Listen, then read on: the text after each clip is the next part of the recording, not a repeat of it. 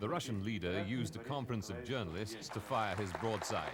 His target, the communist-era Congress that has haunted every step of his reformist government.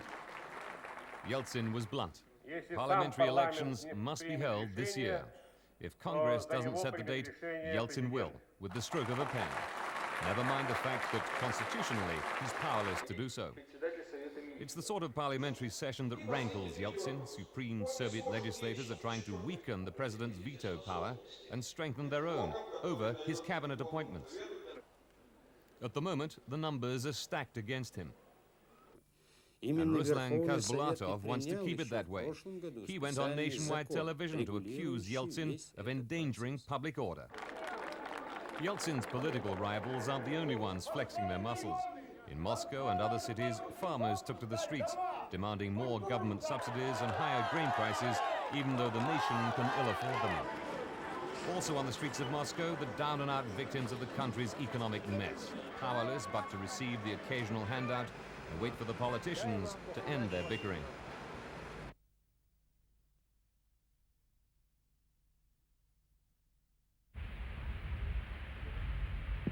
The filth piling up in the Georgian capital would alarm any health official, but in Tbilisi there's little money available for a cleanup.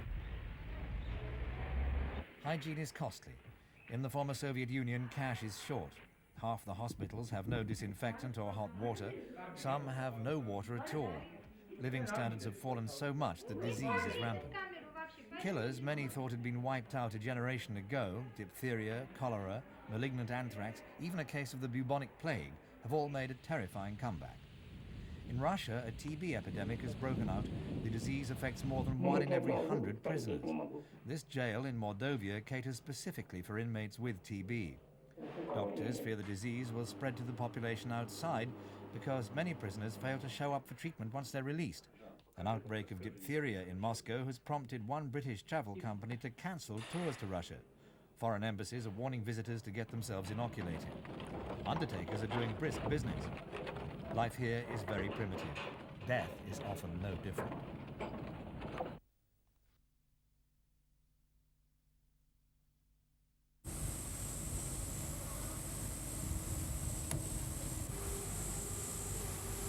Давай. Види система шифра. Ва, как это система? Само газ, прицеп, за прицеп шава. Передавай прицеп за газ.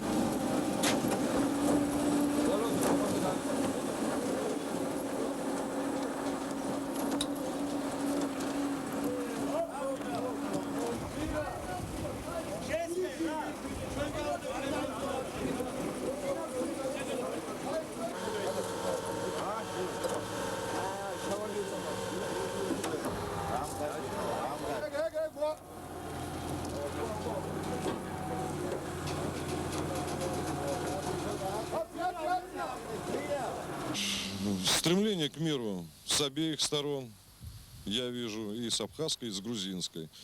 В частности, на нашем направлении организован коридор мира. Вот, каждый день ведутся переговоры. Присутствуют на них полевые командиры, мирные жители. В общем, приходят к такому мнению, что все вопросы решать мирным путем.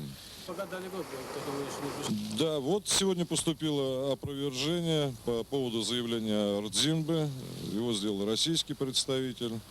Вот, войска отводятся и с той, и с другой стороны вот, на гуместинском направлении.